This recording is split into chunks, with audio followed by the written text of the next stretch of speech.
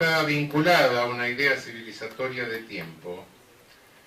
Vivimos un tiempo lineal, vivimos una civilización que se asienta sobre un concepto lineal de tiempo, una flecha.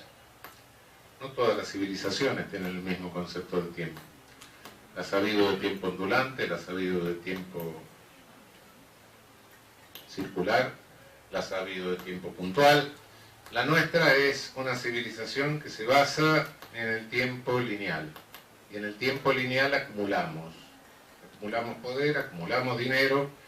De esa manera trascendemos o pretendemos trascender el miedo a la muerte, el miedo al límite. Y esto al mismo tiempo, este tiempo lineal, este concepto de tiempo lineal, es lo que está en la base de la realidad del poder punitivo. Yo sé que los penalistas podemos hacer muchas teorías sobre el poder punitivo y sobre la pena. Por supuesto, relativas, absolutas, relativas, especiales, todo lo que conocemos. Pero si desgajamos todo eso, que en definitiva resulta falso, lo que hay por debajo de la pena es venganza. La venganza, como decía Nietzsche, que estaba un poco loco, terminó hablando con un caballo. Yo hablo con mi perro, lo interesante es que el perro me contesta. Alguna vez decía alguna cosa cierta, y una de esas que dijo es: la venganza contra el tiempo. Efectivamente, la venganza es venganza contra el tiempo. Es venganza porque en una concepción lineal del tiempo no puedo hacer que lo que haya sido deje de ser. Lo que fue, ya fue, y no puedo hacer que no haya sido. Es como si nos tomásemos el autobús y nos quedamos dormidos. Bueno, nos bajamos la parada siguiente, pero si el autobús no para más, entonces ahí viene la venganza.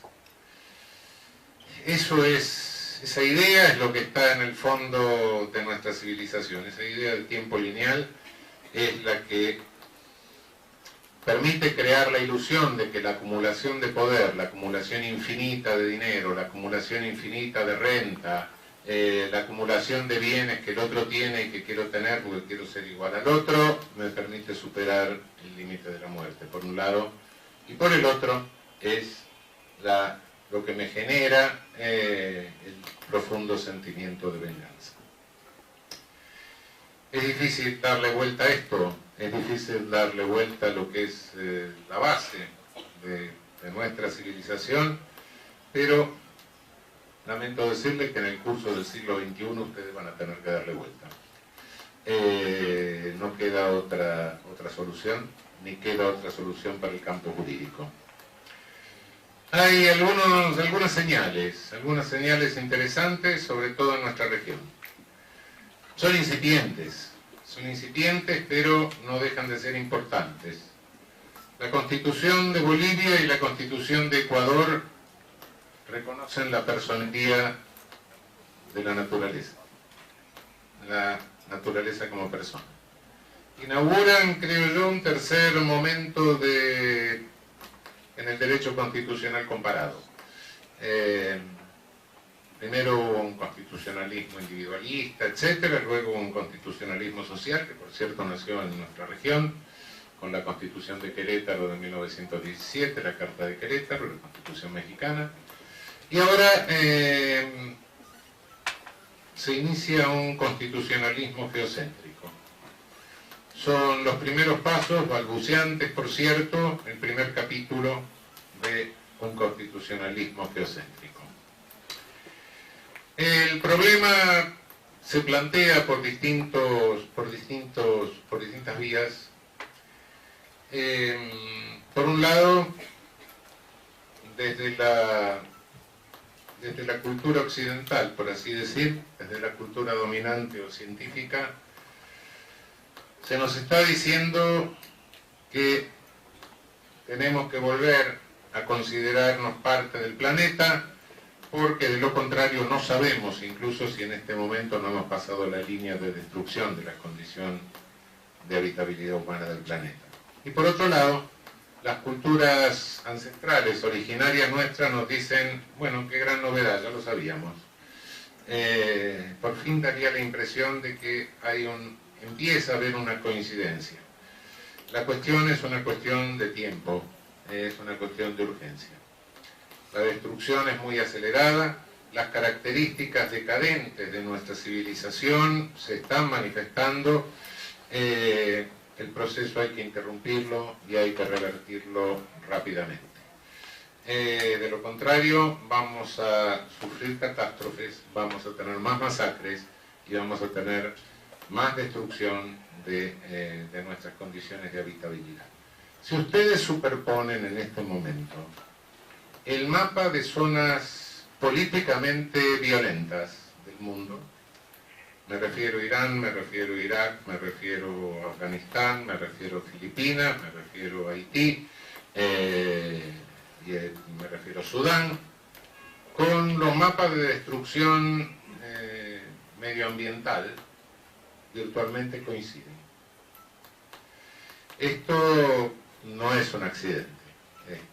Realmente es algo que debemos tomar seriamente en cuenta y tenemos que repensar un derecho penal que pueda contener este avance del poder punitivo que estamos viviendo por un lado, un derecho penal que deje de vender ilusiones, que deje de hacernos creer que a través de 2 tribunalitos internacionales se va a contener o prevenir las masacres y los genocidios, y que deje de vendernos la ilusión que con 3 tipos penales el Código Penal va a salvar el Amazonas. No, nada de esto va a ser así. Todo eso que nos están vendiendo son meras ilusiones. El poder punitivo tiene características estructurales que podemos disminuir, pero que no podemos eliminar. Y la principal característica estructural es su selectividad. De lo contrario, a las pruebas me refiero, y aquí o en la China, vayamos a ver quiénes son los habitantes de la cárcel. Rara vez, rarísima vez, alguien que no sea estructuralmente vulnerable va a dar a la prisión.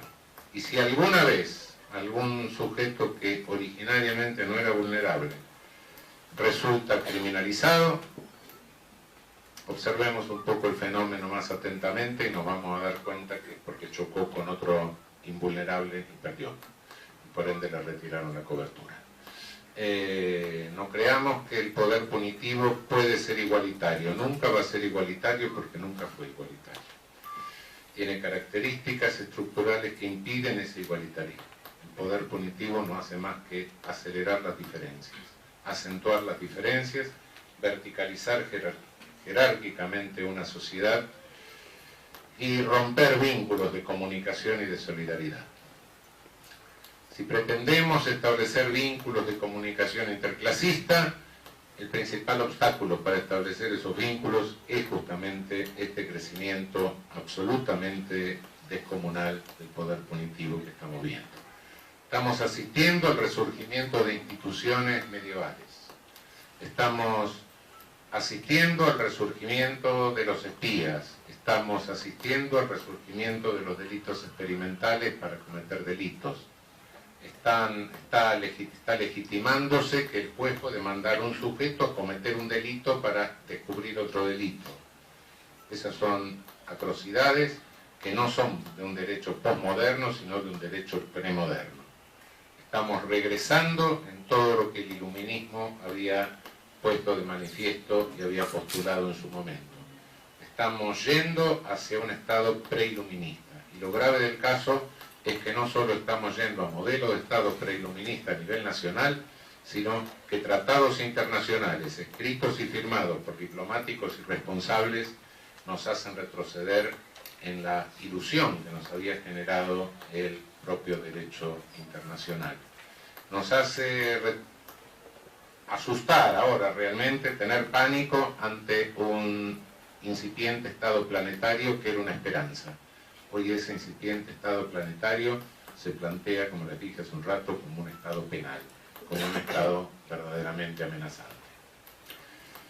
Si el poder punitivo es selectivo a nivel nacional, no deja de serlo a nivel internacional.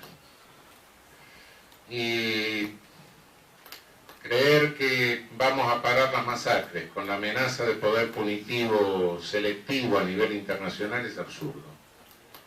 Quienes resultaron juzgados por los tribunales internacionales, no digo que no se lo merezcan, pero eran aquellos que habían perdido el poder, o aquellos que no habían tenido poder, o aquellos que ya no les resultaban útiles al poder económico que se había valido de ellos en su momento. Tengamos mucho cuidado con esto. Los tribunales internacionales estará muy bien que funcionen, etcétera, pero los tribunales internacionales no tienen ningún efecto de carácter preventivo. El único efecto de carácter preventivo de masacres que podemos tener es justamente la contención del poder punitivo. No se olviden que la criminología, esta ciencia que ha comenzado biológicamente, racista, etcétera, y que ha llegado a proponer transformaciones de carácter radical directamente, no podemos cambiar nada porque hay que esperar la revolución, y si la revolución no viene no podemos hacer nada, y con la revolución tiramos todo por la ventana también. Desde lo más reaccionario hasta lo más radical, esta criminología se olvidó de un detalle, se olvidó del más grave de los crímenes. Nunca la criminología se ocupó del genocidio. ¿Por qué? Porque el genocidio es cometido por los estados. El genocidio ha matado en el curso del siglo pasado, del siglo XX, 2 de cada 50 habitantes que caminaron sobre el planeta. Fuera de toda hipótesis bélica, fuera de